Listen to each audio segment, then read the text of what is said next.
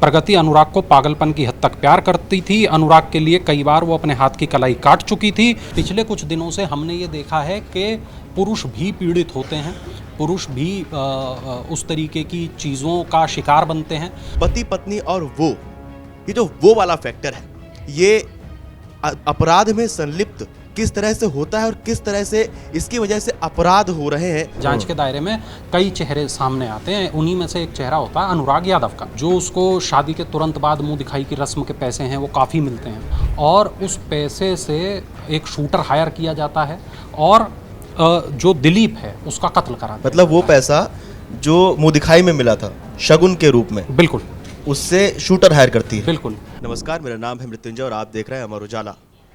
मेरठ हत्याकांड यानी मुस्कान साहिल जो आरोपी थे जिन्होंने सौरभ की हत्या की थी, उस केस से अभी हम उभर नहीं पाए थे कि औरैया से एक और नया मामला सामने आ गया जिसने रिश्तों को तार तार कर दिया।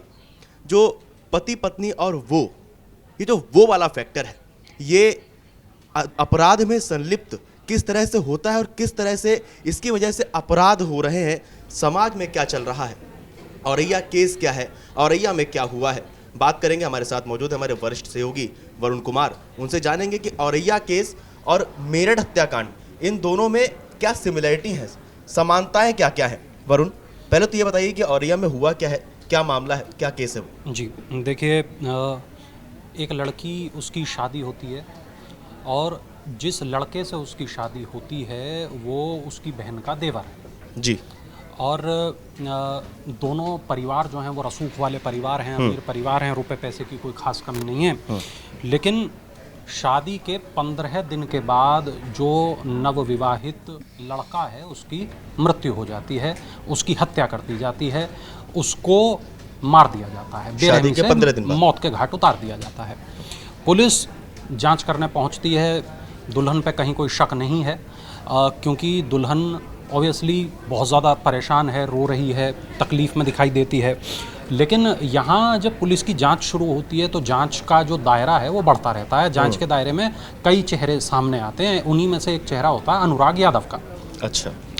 तो ये जो शख्स है, जब इसके बारे में जांच पड़ताल की जाती है, पता किया जाता है, तो थोड़े ही वक्त के बाद कड़ियाँ खुलने लगती हैं, प्याज की जो परतें हैं वो छिलने लगती हैं और ये जो पूरा केस है ये निकलकर पूरी तरह साफ हो जाता है। पता ये चलता है कि जो लड़की है प्रगति जिसका नाम है और जो अनुराग है, इनका आपस में प्रेम संबंध था। ये बात घर वालों को पसंद नहीं थी। प्रगति इसको लेकर बहुत ज़्यादा पॉजेसिव थी, अपना हाथ काट चुकी थी अनुराग को लेकर कई बार इस पर विवाद की स्थिति पैदा हो गई थी।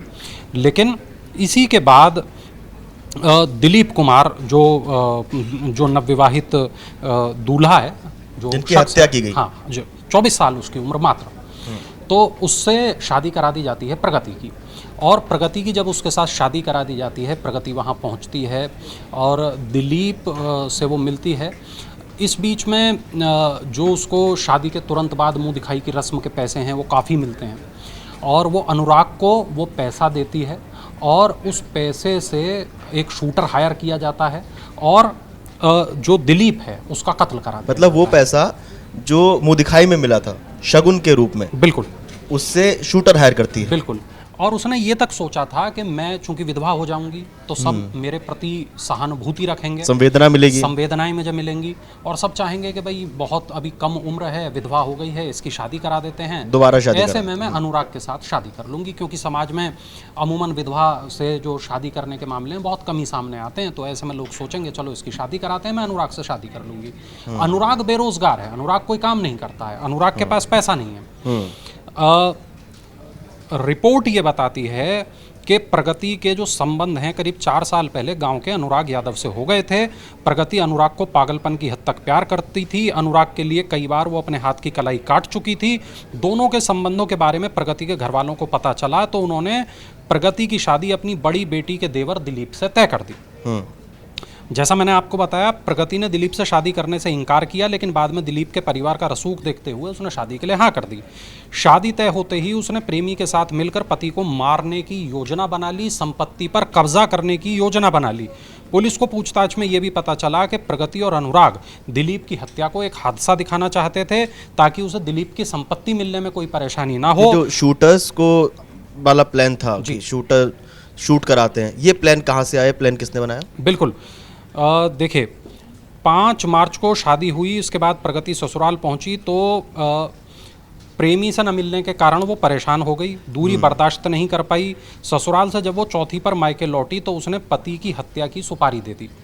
बचने के लिए पति की मौत पर इतने आंसू बहाए कि सभी लोग उसको देखकर बेहाल हो गए।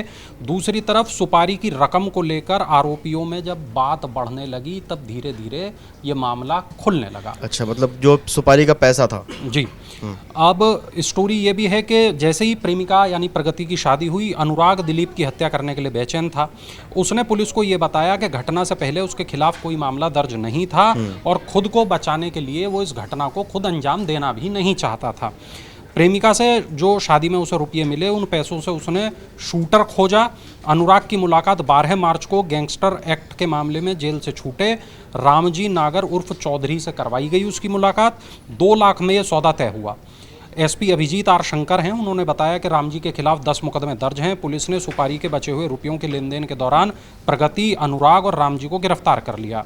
हत्यारोपियों से 2 तमंचे, 4 कारतूस, बाइक, 3000 रुपये, 2 मोबाइल, ये तमाम चीज़ें बरामद की हैं और अभी इस बात की जांच की जा रही है कि दोनों के जो कॉल रिकॉर्ड्स हैं वो क्या गवाही देते हैं, कितने लोगों से इन्होंने बातचीत की थी और कौन कौन लोग इस घटना में शामिल हो सकते हैं। ये तमाम जो पहलू हैं इनके बारे में अभी जांच की जा रही है। और उनने जो पति पत्नी और वो वाला फैक्टर है, हम चाहे मेरठ हत्याकांड की बात करें उसमें भी ये देखने को मिला और आखिर में अपराध हो गया और सलाखों के पीछे हैं जेल की, यहाँ पे भी वो फैक्टर देखने को मिल रहा है।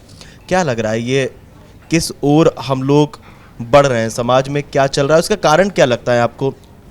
देखिए मृत्युंजय, ये जो चीज़ है ये तो बहुत मुझे लगता है स्टडी की चीज़ है, बहुत कोई मनोवैज्ञानिक ही इस पर बता पाएगा, लेकिन एक पत्रकार होने के नाते एक अपराध से जुड़ी जो खबरें हैं उनका विश्लेषण चूंकि हम लोग लगातार करते हैं, रोज़ाना करते हैं, रोज़ाना सैकड़ों तरीके की खबरें आती हैं हम लोगों के पास में।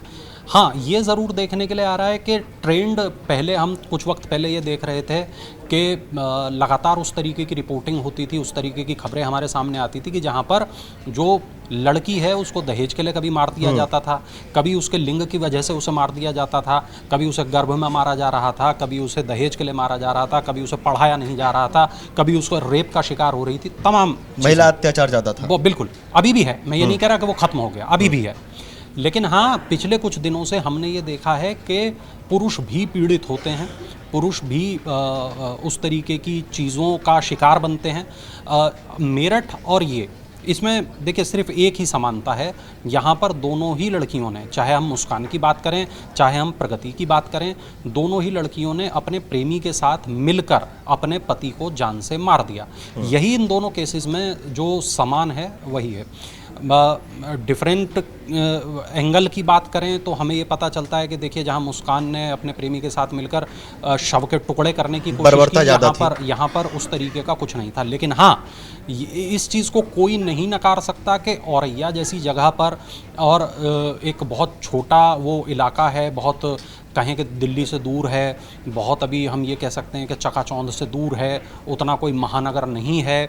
ऐसी जगहों से जब इस तरीके के केस निकलकर सामने आते हैं तो यकीनन ये एक सोचने वाली बात तो है कि आखिर कहीं ना कहीं कुछ ना कुछ उस तरीके की चीज़ें चल रही हैं कि जहाँ पर अवैध संबंध, कत्ल, ये तमाम चीज़ें जो है हमारे सामने इन्फ्लुएंस कहाँ से हो रहे हैं, लगातार ये एक के बाद एक सामने आ रही हैं। इन्फ्लुएंस कहाँ से हो रहे हैं ये भी बहुत एक जांच का विषय होना चाहिए। बिल्कुल, और ये उस तरीके की चीज़ें देखिए जो पुलिस की जांच का विषय नहीं हो सकती, बिल्कुल है ना, ये किसी मीडिया संस्थान की जांच का विषय नहीं हो सकती। ये मुझे लगता है कि ये उस तरीके की चीज़ें हैं जिस पर एक समाज ही विचार करे तो बेहतर है। हाँ, केस के रूप में मैं बतौर पत्रकार ये ज़रूर कहना चाहूँगा, बर्बरता है और ये एक अलग तरीके का केस है। ये उस तरीके के केस हैं जो यदाकदाई सामने आते हैं और एक उस तरीके का केस है जो सोचने के लिए मजबूर करता है। दर्शकों से भी मैं ज़रूर कहूँगा कि वो भी कमेंट करें और ये बताएं कि इस तरीके का कोई केस उन्होंने देखा है, क्या देखा हो तो कमेंट सेक्शन में हमें ज़रूर बताएं। बिल्कुल बिल्कुल मृत्युंजय, बिल्कुल वरुण, बहुत बहुत धन्यवाद आपका हम तक ये सारी जानकारी पहुँचाने के लिए। और आप लोगों को क्या लगता है इस केस को लेकर हमें कमेंट करके बताइएगा। और जैसा वरुण ने कहा कि अगर आपके नज़र में ऐसा कोई केस आया हो तो हमें कमेंट करके बताइएगा। और इस केस पर, मेरठ केस पर क्या कहना है आपका, समाज के लिए क्या कहना है आपका, हमें कमेंट करके ज़रूर बताइएगा और देखते रहिए अमर उजाला।